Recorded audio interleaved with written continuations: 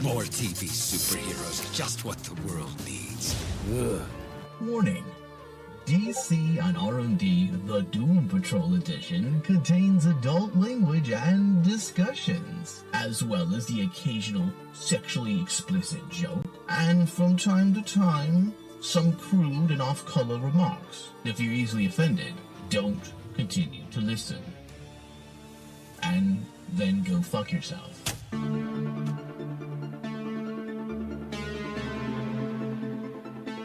All right, hello, welcome everyone to DC on RMD's The Doom Patrol Edition. I am Michael, your host. I want to welcome everyone to the Weird and Bizarre. We are going to be talking about the season premiere of Season 3, titled Possibilities Patrol. I am Michael, your host, and in the studio with me to talk about ghosts and sex orgies is David. Hello, David. It's so good to be back. Yeah, and Paul. Hello. Hey, hello. I thought I didn't... Was it just ghosts and sex orgies, or were we other stuff too? No, just mostly Just sex mostly orgies, ghosts for now. ghosts, and, Okay. and Jane. Okay, I'm glad I'm here for this one. Yeah, and Rita as well. Everyone else we're just going to ignore. All right, so we have a lot to get through today. The synopsis for this episode, Dorothy and the Candlemaker finally face off while the Doom Patrol, now freed from their wax encasings, face troubling side effects. Rita holds the key. But is she ready to answer the call? Now, as we know, last season was cut short due to the pandemic, Yes. due to COVID-19, and the show ended on a cliffhanger with almost zero true closure for our characters' arc. Yeah. Now, character arcs. Now, we had justified, because we love the season, and we had justified during that last episode discussion saying, listen, we understand. It does feel abrupt. They didn't bring any of those things to an end. And we were speculating for the last year what's going to happen. Are they going to stumble and drop the ball like Titans did in Season 2 when that happened to them, when they were cut short on episodes for that first season? If you remember, they struggled to get back on track for a good 3 or 4 episodes of the second season. Eventually, the show fixed itself, but we were hoping the same thing didn't happen. The Doom Patrol, at least David and I were. I don't know if Paul cared as much as us, but No, I was hoping that I don't it want would to speak struggle for the first No, 3 I'm episodes just saying, as well. you son of a bitch. I didn't want to speak for you, Paul. I was going to say this is one of, if not my favorite DC show, and I don't know if it's yours. I think Titans might be at this point. Okay, like Titan Season 3 is fucking rocking. All right, but, so apologize now. But Season 1 and 2 of Doom Patrol is just like generally some of my favorite TV. Okay, so we were all, I'll say all of us, were hoping that the show would not stumble. Because it was in the similar, it honestly was put in the similar set circumstance that basically Titans was in. Yeah. Yeah, although, DC is to blame, Warner Brothers is to blame for what happened to Titans, and COVID-19, the Wuhan lab can be blamed for what happened to the second season of Doom Patrol. So, that being said, this episode was quick to pick up where they left off last season, quickly bringing everyone's story either to an end or moving them into the next phase of their journey, all while and in a parallel fashion, setting up elements for the new season. And I think that was what was different from what they did in Titans and what they did here. Because at least in here, they set up for the season. Mm-hmm. I mean, in Titans, the problem for second season was they closed off the storyline that they had in the first episode, and then they took 2 to 3 episodes to set up their season. Yeah, it was literally the first episode of Season 2 of Titans was the last episode. In its entirety, the last episode of Season 1, whereas here, I do agree that we got a lot of wrap-up that needed to happen. How well that was done and whether it should have been done in a single, half episode, we'll talk about that. Yeah. But then, the other half of the episode really kind of laid the groundwork for where the season is going to go. So, it wasn't incredible, but it did better than Titans did, and I'm still on board to see where we go. Yeah, I agree with you, Paul. They did do a much better job than Titans did, playing that balancing act, trying to get those things done from the previous season and then setting things up. And Carver does do things like that. He's one of those showrunners. I don't know if people out there follow his career, but he's done this on numerous shows. He knows how to juggle a lot. Like, he takes a lot of elements, and a lot of showrunners out there today, they cannot juggle multiple things. 2, 3 max. I mean, look at Game of Thrones and what happened that final season. They completely started juggling with like 15 balls and dropped all of them except one. Most shows are like that. It is very difficult to juggle when you're writing an intricate show filled with substance. And Carver, he excels in that, and I feel like that's why I would say ultimately what he did in this episode, it was ultimately a success. However, there are things that we are obviously, as assholes, we're going to nitpick a bit. But before we get into that part, I want to hear how effective you felt this first episode was. And Paul, we pretty much got the gist of it from you. So I'm going to go to David first, and then we'll go back to you, Paul, if there's something you want to add. Go ahead, Dave. Well, I had a lot of concerns about this episode because of how we got left off in such a cliffhanger. And originally, I was like thinking that they would continue the storyline and we'd have like up to a couple episodes dealing with the Candlemaker. Right. And instead, they just immediately shut it down and basically wrap it up really quickly. Shut it down. And He's friends now. I was a little concerned about it, but the way that the whole episode unfolded toward the end, I think that given the circumstances, this is probably the best case scenario we could have gotten. Because when I thought about it after the episode, they could have drawn it out. They could have drawn out Dorothy defeating the Candlemaker, and it would have been cool. However, it would have probably taken away from the upcoming the brand new season. When you say defeat him, she kind of did. So do you mean more elaborate?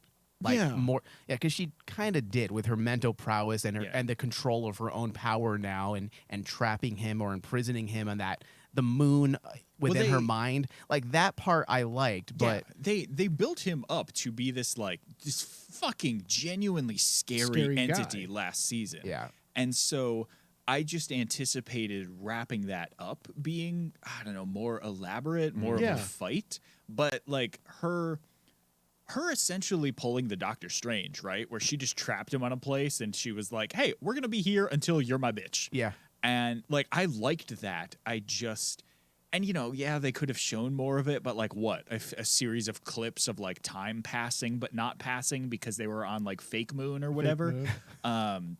So, and then her like literally riding him like up out of hell as everybody's cracking out of the wax because she now has him under control again. Like all of it made sense. And just as a like this episode, here we go kind of a situation, I felt okay about it. It's just because of like last season built him up so much, and it felt like she just fucking put him under her thumb and just squashed him. Yeah. But like maybe that's just a tribute to what she is fucking capable of. Yeah.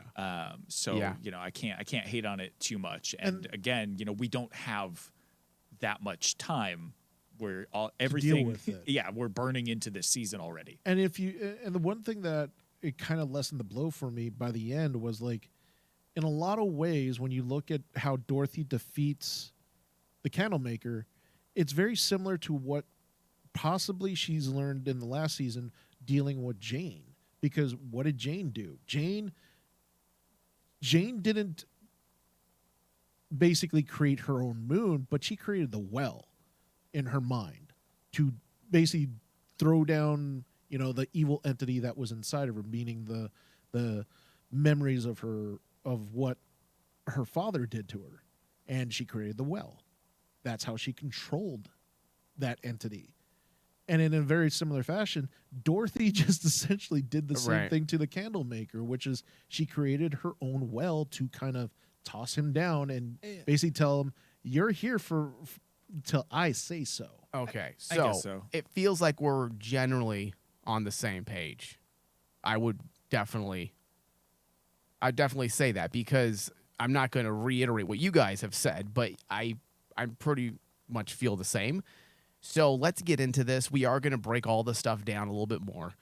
So first off, showrunner Jeremy Carver and his team did what they could with what was handed to them. That's what I want to state first.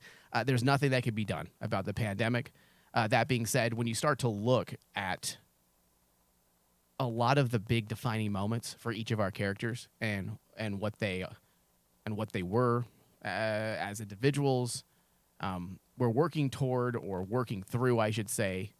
Let me backtrack. I don't feel like that came through the right way.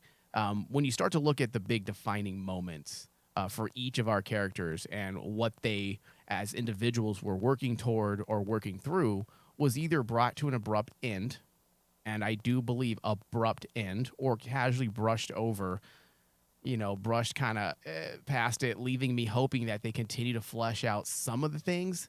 Otherwise, it could feel rather strange and ultimately just very anticlimactic. The biggest issues are the two of the bigger aspects of last season, which you guys both touched on. And that's why I'm slightly concerned.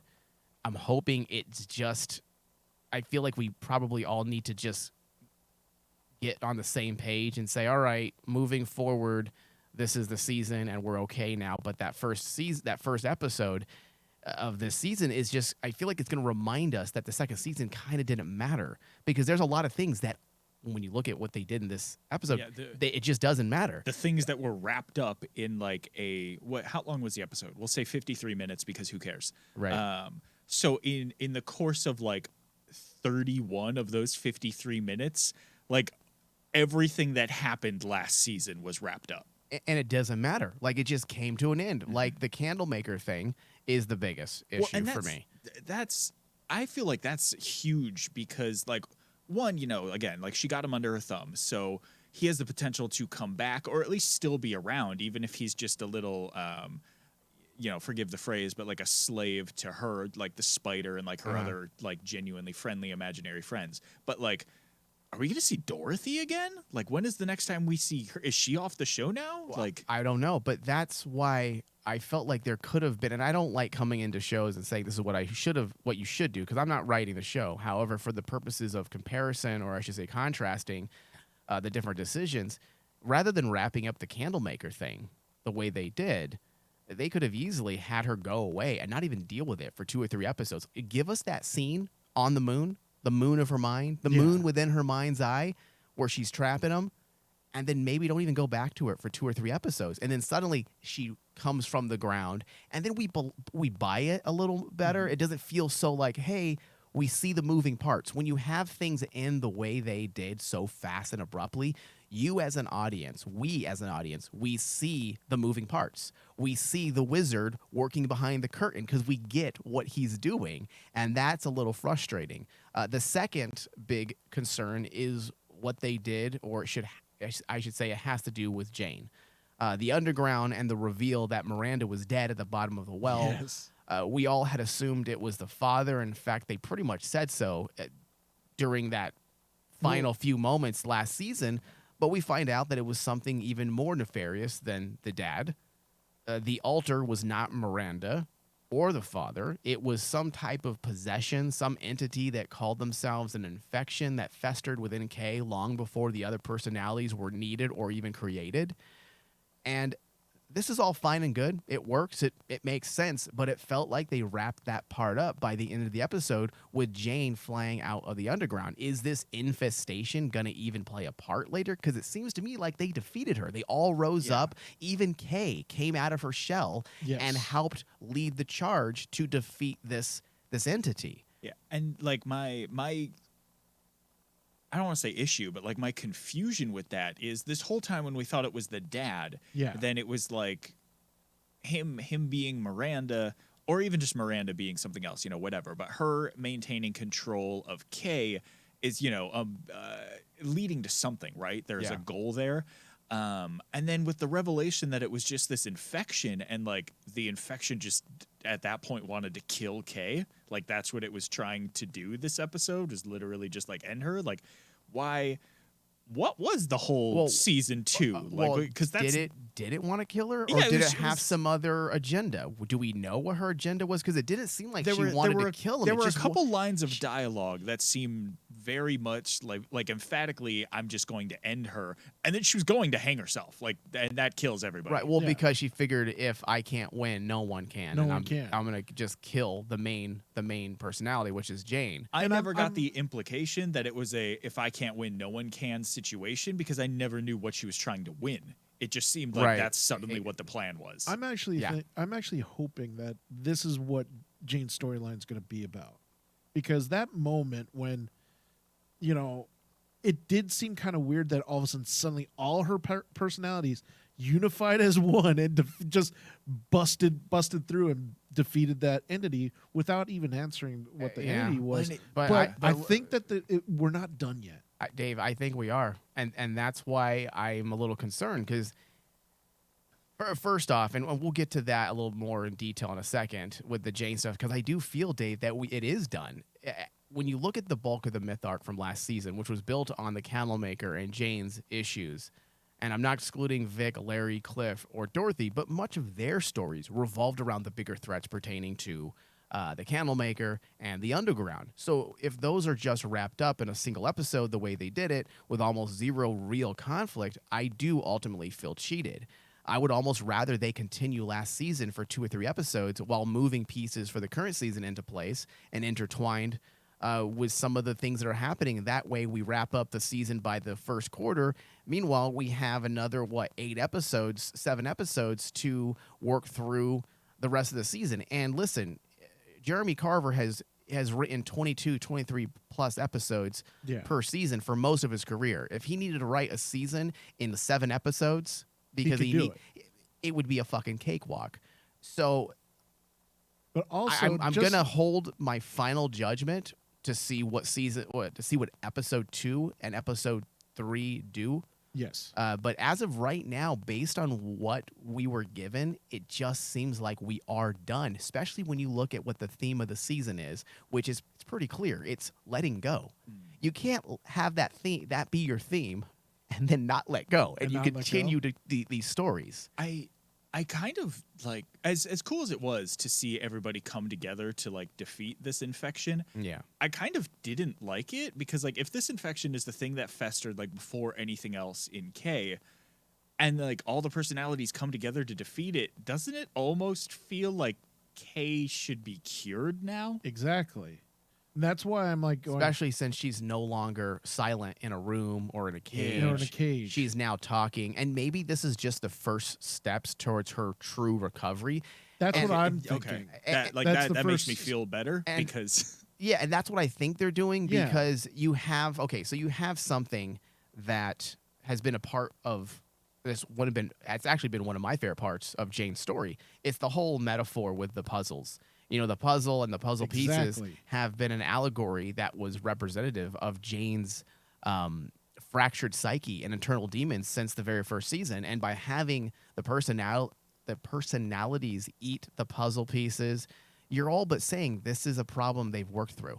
The puzzle has been the problem. Her trying to figure out where they fit, trying to figure out what her problem is. If you remember, there's things that she just didn't know or remember. And now that they're doing away with the puzzle pieces and they're no longer a part of the show, I can only assume, I haven't watched ahead, but I can only assume if you have them eating the puzzles while laughing, you're saying it's no longer an issue. That part of Jane or Kay's problems have been resolved, especially since you have Kay now right there as well, eating the puzzle pieces, leading the charge to defeat the unknown entity or virus, whatever that thing was. And then you look at what's happening with Larry and Rita and Cliff and Niles, going right back to that learn to let go theme, or you have to let go theme.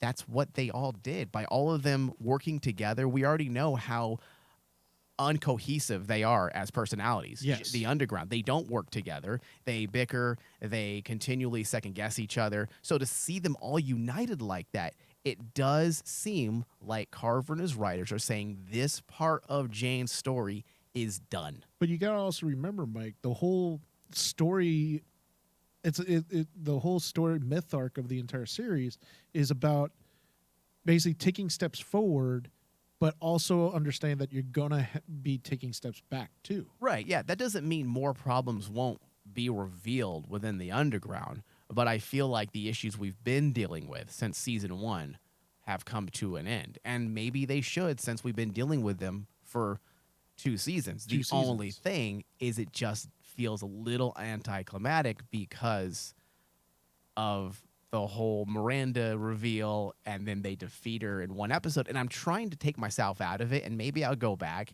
and watch season 2, the finale, and then watch this immediately afterwards, and then pretend that's the only thing that exists, and maybe it would feel better. Because if you look at it from a different perspective, this also feels a bit like a season finale. Exactly. Where you do wrap things up. Now, that being said, that very well could be the case, because you wrap things up, but then you also start setting things up for the next season. But that doesn't take away the fact that the Candlemaker and Miranda were defeated like it was nothing, when they have been built to be something huge. That's why that is one of the issues that I definitely knew they were going to run into, that basically Titans ran into when they got rid of Trigon in one episode. Oh, that was awful. And it was like that. But then when you have to take a step back and you watch the entire season as a whole. Did it fix it though? I mean, you're talking about Trigon, Dave. But here's the thing. And they defeated him in 5 minutes. When you take that 5 minutes of him being defeated and put it back onto season 1, then it made sense, because then it felt more earned at that point. Yeah, I mean, I'll give you that, but still, you're dealing with Trigon. Absolutely. And it's the similar, like what you said with Miranda and Candlemaker. Yeah. Because like, if you were to take half of this episode, especially when Dorothy defeats the Candlemaker, and I took that and I basically added that in my brain to the last season, it made much more sense, and it felt more worth it that she would actually end up defeating him at that point, because then you start seeing the quote unquote puzzle pieces and realizing that Dorothy in the last season learned a lot from the team. The only thing I'm confused about with that whole Dorothy thing is, and it does seem like they're moving past that, because if it comes back, it just feels kind of like bad writing, and Carver doesn't really do bad writing. And that's why I'm pretty sure that we have moved on past these things. But, I mean, even how the Candlemaker was set up, like it was Dorothy's destiny to be sacrificed. There was nothing that could stop it. Well, apparently, all he has to do is be threatened, and he's going to stop. I thought that the square of Dorothy, Candlemaker, Jane, and Miranda / Infection Monster. I thought like the conclusion and closure to that was going to be like, sure, Dorothy wrangles in Candlemaker and has control over him. Dorothy and Jane kind of make amends, and Dorothy and Candlemaker go back into Jane to kill Miranda for them, because like, what was other than like just showing the power of the Candlemaker, what was the point in having him kill those personalities last season if we weren't going to go back to that and use it to beat the boss at the end of the season? Yeah. All right, so since we're talking about Dorothy, let's just continue with her. Dorothy was able to talk to the Candlemaker, just to reiterate, and show him that she's in control, and if he doesn't want to be imprisoned, he better learn to play nice. And she's also now dealing with Niles' death as well. Now, that was a rumor that I was hoping wasn't true. I had heard that Timothy Dalton was done with the show. And, in fact, we talked about it, I think, last week. Yeah. And I was hoping... I forgot that, like, he was in that state of, like aging and, like he was just dead right away at the start of this episode. Yes.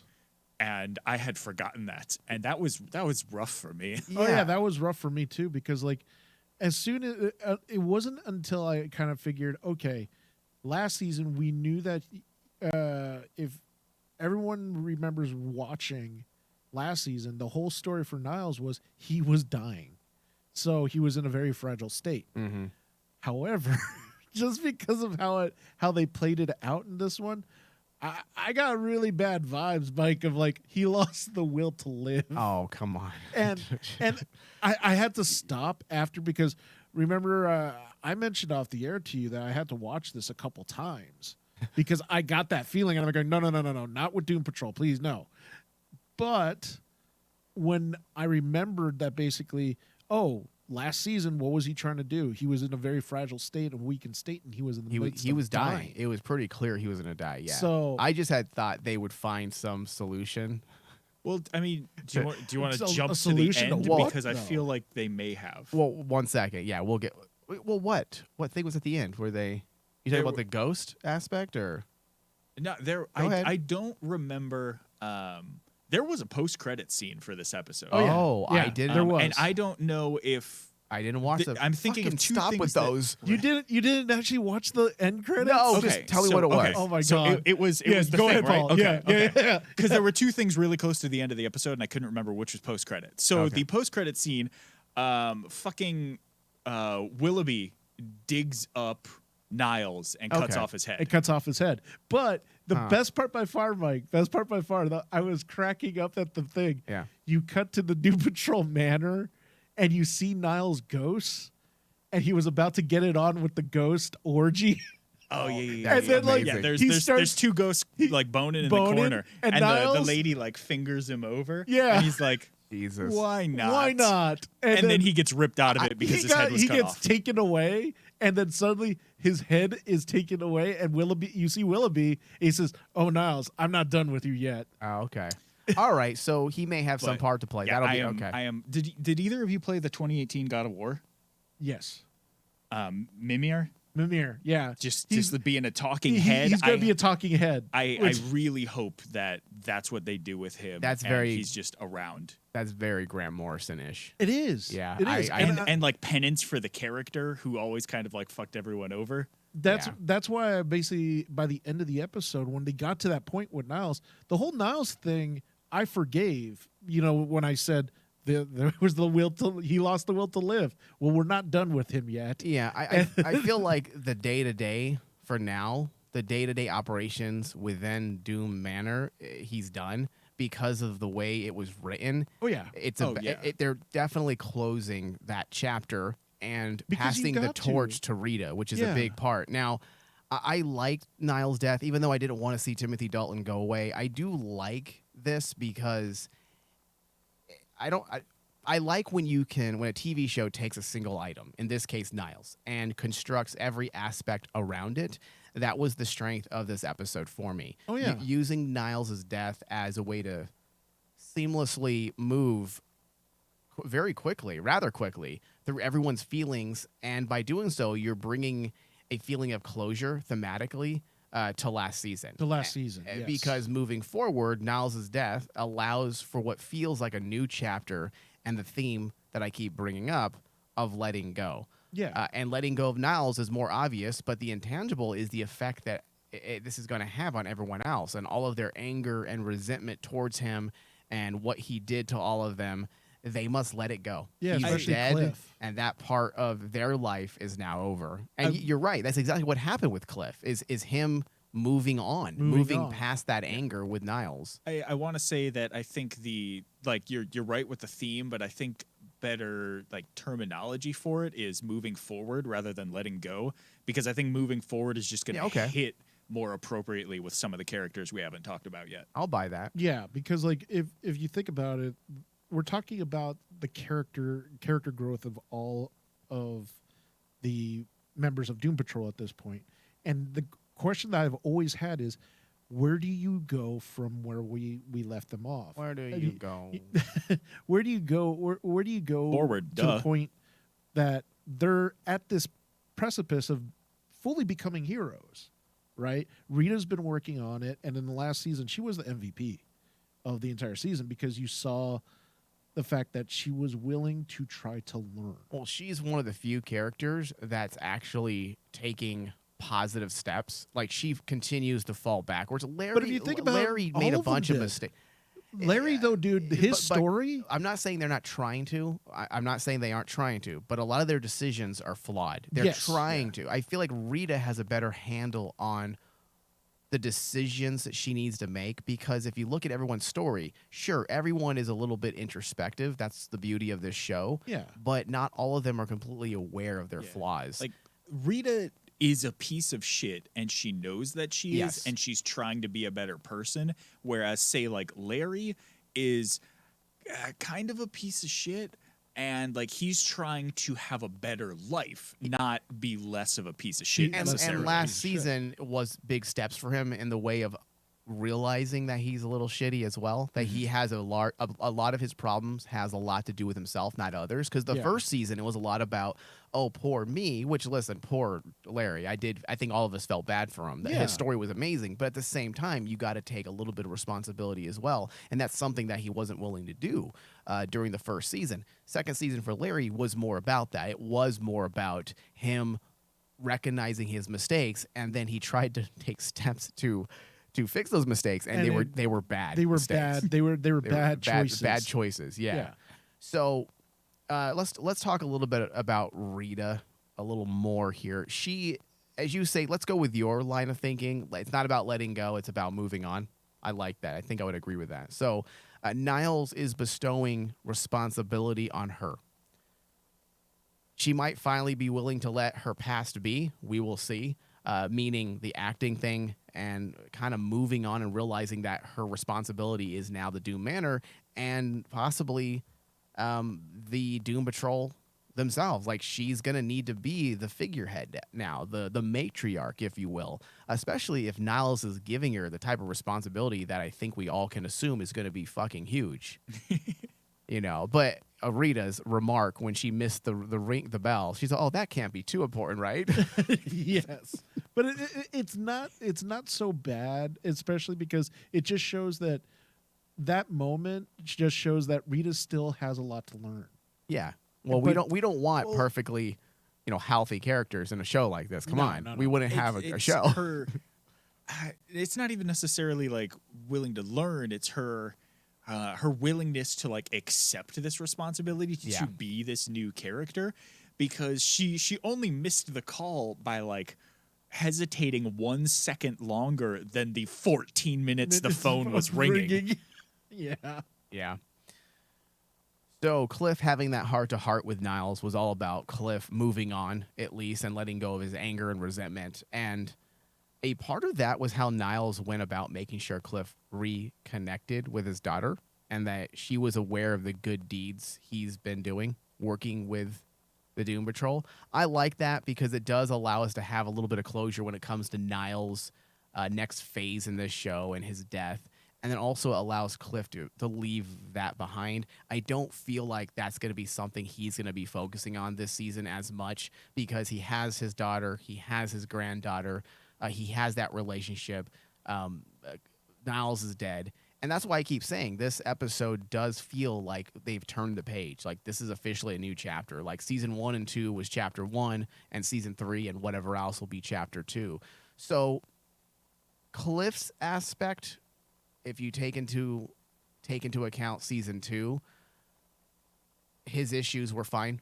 I know we were talking a lot about Candlemaker and Jane feeling a bit abrupt because of the COVID-19 issues, but this is one scenario that I felt ended pretty seamless with everything that we've seen before. All we were missing was this scene from last year, honestly, to wrap up this scenario with him. Larry has literally and figuratively moved on. But dude, was I just in denial, or did nobody else see this coming? Did anybody else see this coming? They've been alluding to this for 2 seasons, yes. I mean, he's got to leave because Rebus, is that his name? Yeah, Rebus. Rebus, the negative energy, has been prodding him to get healthy for a reason. Obviously, it causes him some type of pain, if my memory serves me correct. His morose, depressing mentality hurts Rebus.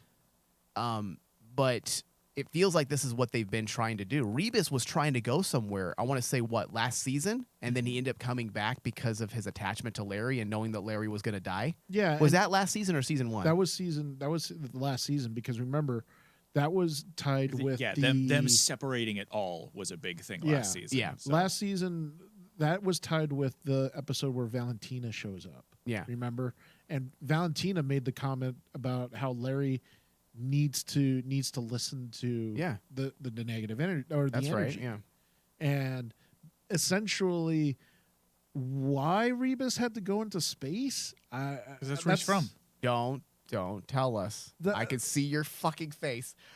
David is about to drop something because you read comics, and I can tell he's about to. I know David too well. And it's not even just that he reads comics. It's that he watched all 3 fucking episodes the day they just. Are you serious? Yes, I only watched the one episode. I only watched the. Listen, David does this on Titans, and I chuckle because he's gonna be like he's forming a theory. I'm forming a theory. But it's either he watched ahead or he's pulling stuff from the comics. And I already know what he's gonna say because I've also read Doom Patrol comics, and I don't want to spoil it for people.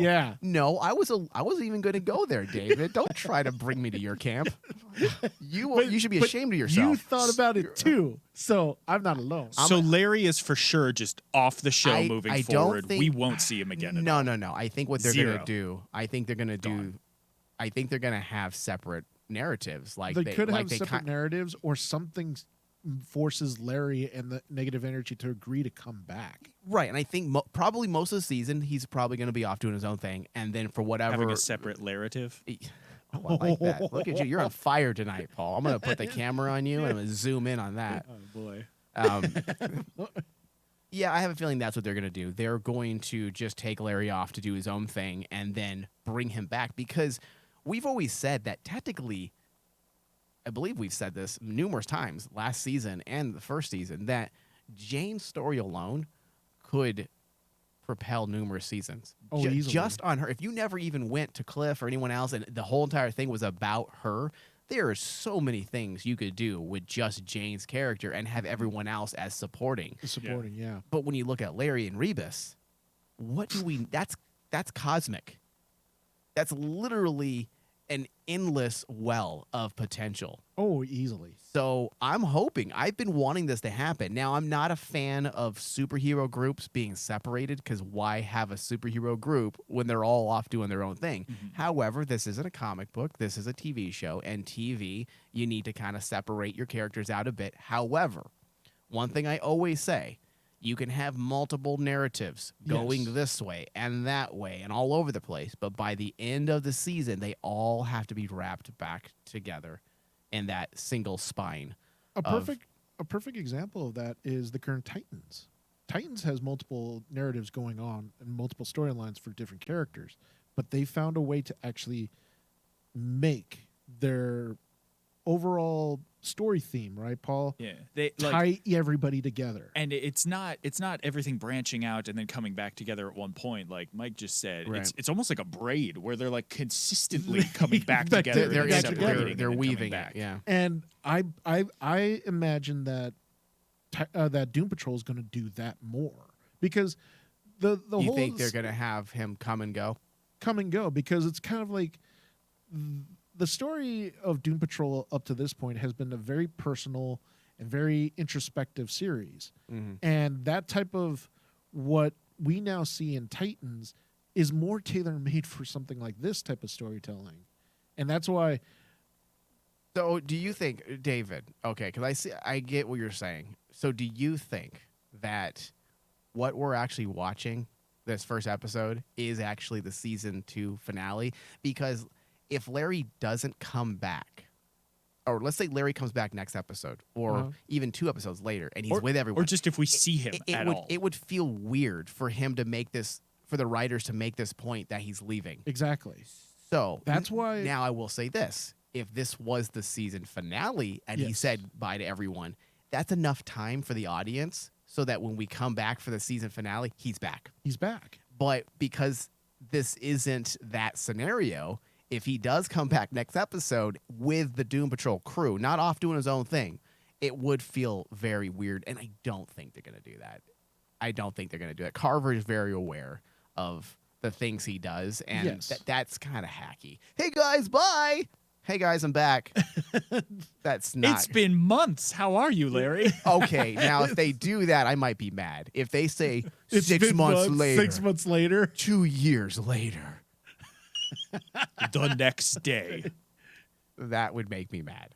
But that's why I said is like they have to come up with a reason why Rebus and Larry decide to come back. Do you think, and I would be okay with this and it would make sense, do you think they're going to focus less on Larry's issues this season and make it more about Rebus's issues and Larry working with him? I think so, because at this point, their relationship, we've already seen Larry's side of the relationship. Now, just like what Paul pointed out, it's all about going forward.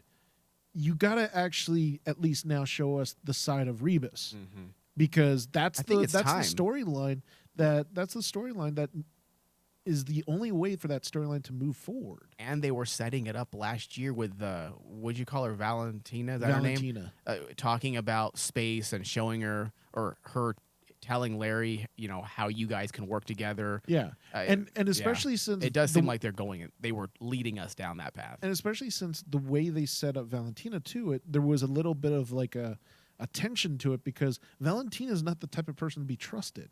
Oh, really? I don't know her in the comic books. in the Wasn't last she season, Russian? Yeah, well, that's why. Not in regards to the comics. I'm talking about in regards to what we saw in the series. Remember, she sacrificed her freaking team. Remember in that episode? She left her team behind, and she used them as zombies. No, I thought they got infected.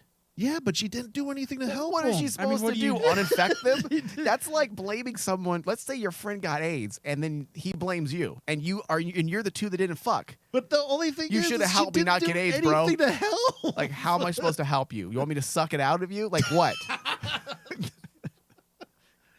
David, be reasonable.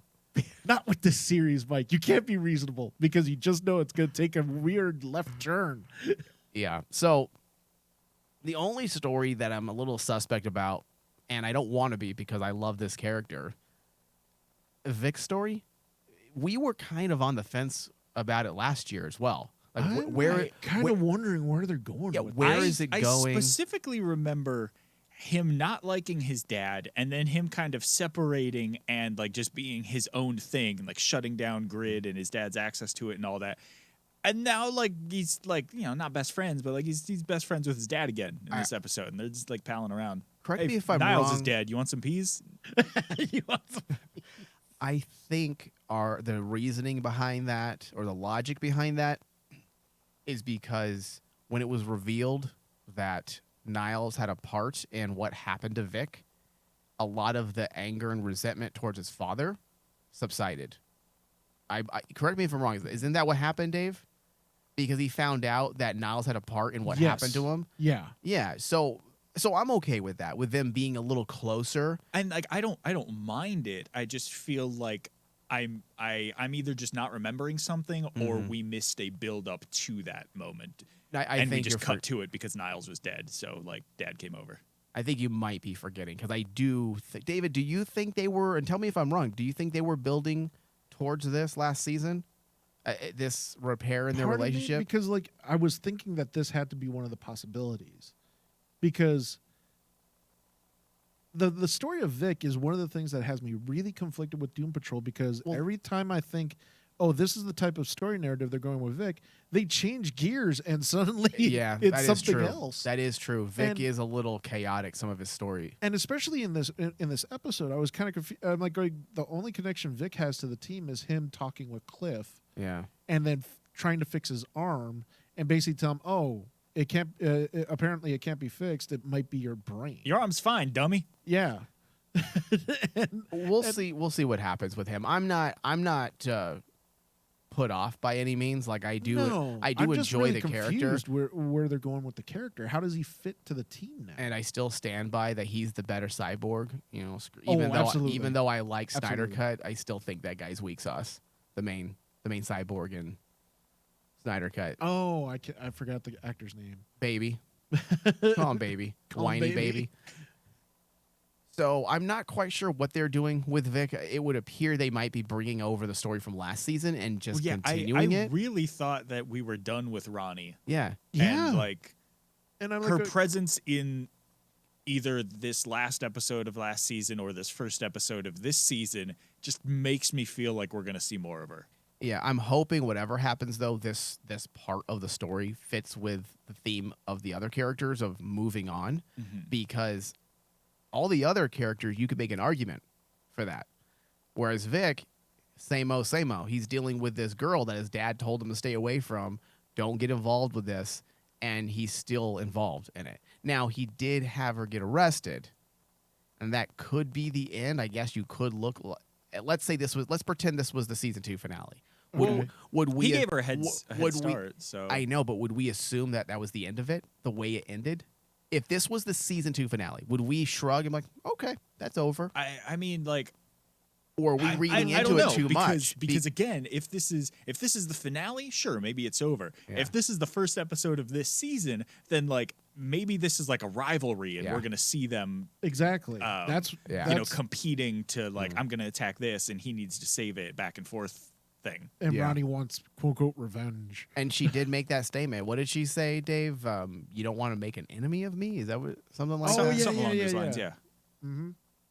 So Yeah. I mean, like, it makes sense, but I honestly think in this season I'm going to be really paying attention to see if they can give more clarity to Vic's story, because in all honesty, since the get-go, Vic has been kind of like the unsung captain Yeah. of Doom Patrol.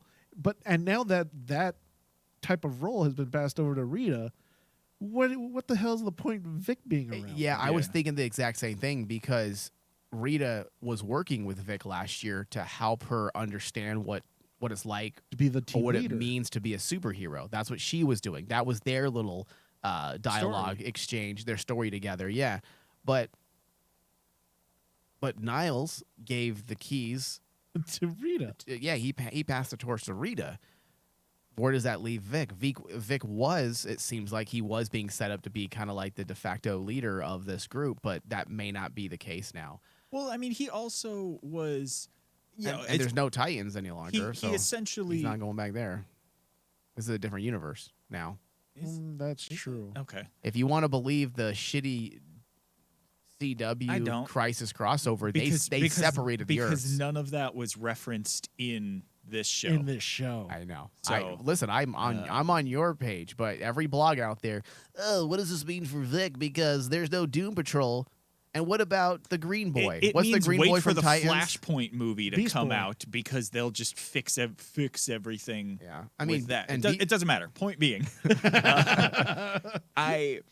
Vic already was this like C-list, but like Justice League tier character, and he isn't hanging out with those guys like because he doesn't want to, whether he feels like he's not ready or he's just not up for that, or he wants to do his own thing, whatever. So would putting him in this like team leader position here, would that be good for him? Would he have wanted that? Right. Like maybe not. That's so, a good point. Yeah, that's true. I mean, because doesn't he have his sights on Justice League? And that's I mean, the isn't thing. that what he In said very during the first beginning, season, in that's what he wants to be? That's what he wanted to I be. that was like his dad's career path for him. I don't know Was that it? he wanted that for sure. Was it? I need It to was go. just I need like to go back and what something that could happen. And see, this is why the story for Vic has been so convoluted, because No, we not s- convoluted. or convoluted is probably not a bad way of putting it, but Because it like, hasn't been bad. It's just it it's not hasn't been bad. It's not as discernible as everyone yes, else. that's a better way of putting it, because like at the beginning of season 1, he's trying to become the tier for the Justice League, because just like what you said, Paul, he's following his father's lead, and the season 1 was about him Breaking away from breaking his away father's from his father. expectations. Yeah. Season 2, suddenly it's about how he needs to be more friendlier and work with his father. It was like personal growth as Personal well as growth. just like helping others Yeah. as the opportunity arose. Yeah. So And then also you get to season 3, and you get the point with Ronnie, and in this first episode, you're like going, out of all the Doom Patrol members, what the hell is Vic's point? Yeah. Well, so far and that's what it comes down to for me. They have proven that this show can be great for Oh, 2 no, seasons. And the first episode was a little iffy. And listen, we all knew that. We've been talking about this now for months. At least you and I, David, have been talking about this. Like, are we going to have the COVID issue? Is there going to be a problem with the writing? And obviously, it is. It was a problem with some of the writing.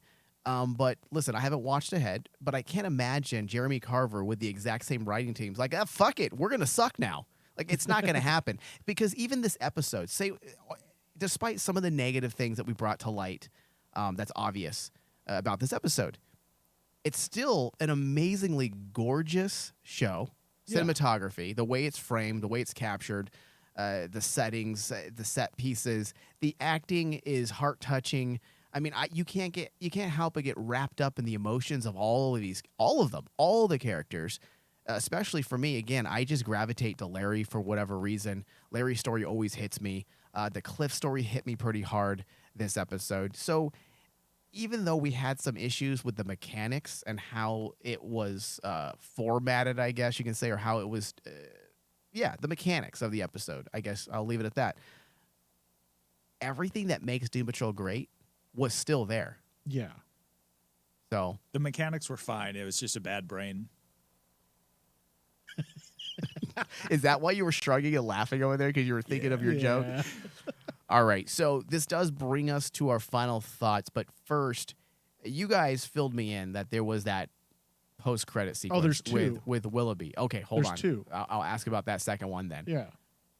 However, did we see Willoughby at the beginning when they were all being defrosted from the wax? Because if you remember, I was confused because he was also waxed up. No. You got to remember, he got dragged away by something. Remember, he got carried off. Did he? Yeah, in the end of season 2, he got carried off by something. I thought he said like, oh shit, or oh bugger, or something British, and then he got waxed, and then he collapsed. But then something gigantic picked him up and carried him off. I need to go back. Okay. Okay, is this your memory, or is this you watching ahead? No. This is my memory, because I remember. I remember. I remember the scene that they shot and filmed later that they showed in the next episode. Yes. So stupid. I hate David sometimes. All right, let's start with Paul. Your final thoughts and your RMD score. And if there's anything else you want to mention that we didn't hit on. Like it's a little bit hard at this point for me to be like completely biased with the show, because like right off the bat, one of my first just little notes here was like, fuck, I've missed Cliff. Yeah. I like these characters so much. I was bummed about Niles being gone, and I'm really hopeful that like we will consistently see his head doing things. We will. Probably not like all the time, not to. like he was, but just the fact that he's not completely gone makes me happy. Larry, I don't know what to expect. Is he going to be gone for like a whole season and then come back next season? Is he going to be gone a couple episodes? Are we going to see his own separate narrative? Like what's the plan there? That's going to be a word. That's a thing now, a narrative. Because I like him and I want to see what's going on with that. But would they? And yeah, there's no reason that they wouldn't go off and focus on a single other character. And then everyone else was everyone else, and I love them, and I love this show, and I'm ready for more. I didn't love the wrap up, but like here we are. We've got this new quote unquote blank slate with who's the time lady? What is her name? Madame Rouge. Yes. Is that who that was? And now I didn't even know. Yeah. Now we are moving forward with that. So I'm ready for the season. I'm ready for more. But I didn't. Yeah, I mean, we talked about it the whole episode. There were many things that could have been done differently or better. But at the end of the day, like I can't be mad at an episode of this show. So yeah. I'm gonna go with like an 81. Okay, that's fair. Dave, go ahead. I'm going to go slightly higher for this episode. I have it at an 88. And solely because after taking everything into context and actually even the two post-credit scenes, I mean, we didn't bring it up on here, but I love the setup for Michelle Gomez's character, Madame Rouge. That was fantastic. I thought that was a great introduction. She's going to be hopefully the big bad. I don't know, but it again, it was a good setup for the season. Something that basically a lot of other shows, we've mentioned about Titans not filling that quota up with their second season. But like here with Doom Patrol, I think Carver did the best he could to set up his following season and wrap up his past season because of the circumstances that he was given.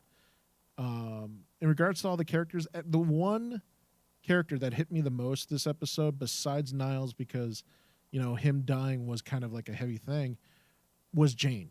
Jane's story about her personalities coming together and dealing with this infection. It was very powerful. It's very powerful. It really, it's something that's important to me, which is, mental health. I am very close with like storylines like that. And in Doom Patrol, they've treated storylines like that with so much respect. And in regards to Jane, she's the face of that type of storytelling for me. And I loved that moment when all her personalities came together and defeated the infection, because when you take a step back, the infection was kind of like a metaphor for like depression and mental illness. And I don't think it's over. I don't think it's done. Like that's why I was trying to my thought process was she defeated it for now. Just like any mental illness, it doesn't go away. The infection's still there. So do you think that's because both of you guys keep calling it an infection because that's what she called it, but I just assumed she was some demonic entity that possessed her. I feel like it's a metaphor for a true infestation and the reason why she is psychologically impaired. Yes. Kay. Yeah, she has. Those are. But you don't think illness. You don't think it's an actual virus though that has materialized or manifested itself into a personality? It depends. I mean, especially since do you have Doom Patrol knowledge on this? Because if you do, no. from comics, go ahead. Like if you I said it before, I'll say it again. It's not a problem with the mechanics; it's a problem with the brain. But it's not even tied to any comic book. It's just tied to the knowledge of, mental illness and what we've seen in the series. Okay. Because you got to remember, she was traumatized by whatever her father did to her. We can only speculate at this point because they didn't come out and say it. What are you talking about? What, the father? You molested The father, her. yeah. That's why but she has intimacy issues. They're not to be touched. That trauma is still there. Yeah, I think the infection is the trauma. The trauma. It is the thing It's that representative. caused. Yes. Like it called itself an infection, but I don't think it's literally like some sort of it's a metaphor. Sickness. Right. Yeah, it's the It's a metaphor. Okay, so what's your percentage? 88? 88. Okay, we're closing on this hour. We have 60 seconds. Okay, I'm gonna give this episode an 85. I liked it. I wasn't upset when watching, but when I went through this with the a critical eye, there were some issues. But if I was a regular viewer watching this, I probably wouldn't even think about it because the show is just so well produced and well made, and it has great acting. That being said, this does bring us to the end of our discussion. I want to thank everyone for listening. Please find us on iTunes. We have two places you can find us, two different feeds. We have a Doom Patrol only feed where you can please give us reviews and rate if you're on iTunes. And we also have our main DC on RMD feed where you can get this show, the Doom Patrol discussion, along with numerous other DC discussions ranging from Titans to John Constantine, Legends of Tomorrow, DC Comics. It's our main DC feed. So please find us there and give us our ratings. We need them. Thank you. Thank you, Paul. Thanks for having me. Thank you, David. Thank you. And good night.